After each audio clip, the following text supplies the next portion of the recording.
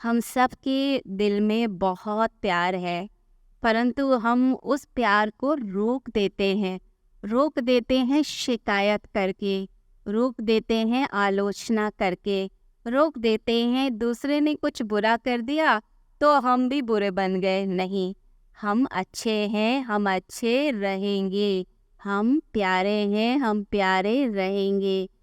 हमें अपनी अच्छाई को, अपने प्यार को नहीं छोड़ना। तो अपने अंदर के उस प्रेम को ब्लॉक बिल्कुल मत कीजिए, उसे रोकिए मत, उस प्रेम की धारा को बहने दीजिए। अगर कुछ गलत होता है, विपरीत परिस्थिति आती है, कठिन परिस्थिति आती है, तो यही सोचा कीजिए कि कठिन रोल भी जो है ना वो गुड एक्टर को ही मिलता है। तो मैं सबसे गुड हूँ ना, तो भगवान यही चाहता है कि मैं इसको पार करके दिखाऊं, मैं कर जाऊंगा, मुझे करना ही है। और ये संशय कभी मत कीजिए, पता नहीं होगा या नहीं होगा, बिल्कुल नहीं। क्या बोलना है? ईश्वर मेरे साथ है, डरने की क्या बात है। तो डरना नहीं और आगे बढ़ते जाना है। तो हर समय आगे बढ़िए, खुश रहिए, प्रसन्न रहिए और अपने आप को बार बार बोला कीजिए, चेक किया कीजिए, अभी क्या चल रहा है मेरे अंदर। क्या मैं अभी शांति में हूँ या मैं बेचैन हो रहा हूँ? क्या मैं अभी प्रेम में हूँ या मैं कठोरता में आ गया, नफरत में आ गया? अभी क्या मेरे अंदर ईर्ष्या हो रही है? मेरा दोस्त आगे बढ़ गया, मेरे लोग आगे बढ़ गए, मैं पीछे रह गया, तो मेरे अंदर क्या ईर्ष्या आ रही है? नहीं, मुझे ईर्ष्या नहीं करनी, बल्कि मुझे प्रेरणा लेकर और मुझे भी आगे बढ़ना है। अपने आप को हमेशा पॉजिटिविटी में, सकारात्मक में रखिए। यानी कि जितना पॉजिटिव रहेंगे, जितना आप अपने अंदर अच्छाई को लेकर आएंगे, सात्विकता को लेकर आएंगे, वो सात्विकता, वो अच्छाई आपको और ज़्यादा आगे ले जाती है। देखिए, 3 गुण होते हैं प्रकृति के, सत, रज और तम।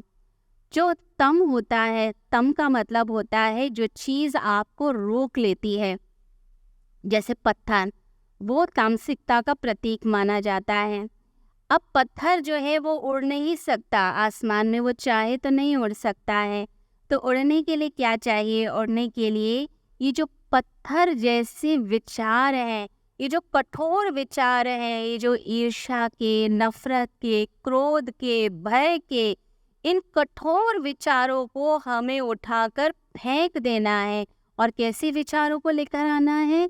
प्यार के विचार को, हमें अपने अंदर श्रद्धा के विचार को, अपने अंदर शांति के विचार को, करुणा के विचार को, दूसरे के प्रति दया की भावना, ऐसे विचारों को जिंदगी में जगह दीजिए। अगर आप 70% भी पॉजिटिविटी में रह सकते हैं तो समझ लीजिए आप खुश रह सकते हैं। तो ये निर्णय आपके हाथ में है कि मुझे खुश रहना है कि नहीं। अभी क्या है, हम दूसरे के ऊपर जो है थोप देते हैं कि इसकी वजह से मैं खुश नहीं हूँ या इसकी वजह से मैं दुखी हूँ। तो आपने अपने आप को खुद संभालना है और अपनी श्रद्धा को संभालना है। तो हर समय प्यार में रहिए, श्रद्धा में रहिए और अपने गुरु के प्रति तो ज़रूर एक भक्ति जगा के रखिए, क्योंकि गुरु के सानिध्य से जो वाइब्रेशंस आती है, जो तरंगे आती हैं, वो आपको पूरी तरह से रूपांतरित कर देती हैं। जिस व्यक्ति ने अपने आप को सिद्ध कर लिया है, उस सिद्ध पुरुष के साथ जब हम जुड़ते हैं तो हमारे अंदर भी वही तरंग आने लग जाती है, वही खुशबू फैलने लग जाती है, हम भी बदलने लग जाते हैं। तो जितना हो, कहते हैं संग का रंग होता है, तो अपनी संगति को ठीक करना, अपने आप को अच्छा बनाना। देखिए, सत्संग में जो आया जाता है उसमें क्या होता है कि आप सभी सात्विक लोगों के साथ बैठते हैं, उनकी विचारधारा से जुड़ते हैं तो आपको अच्छा लगता है। तो आपने अपने संग को अच्छा करना है, संग जिसमें हम जो अच्छी विचारधारा है उस विचारधारा के साथ जुड़ते चले जाए। अपने गुरु की विचारधारा से जुड़ें, जिनके अंदर परम सात्विकता है। उस सात्विकता से जुड़ेंगे तो मन शुद्ध रहेगा।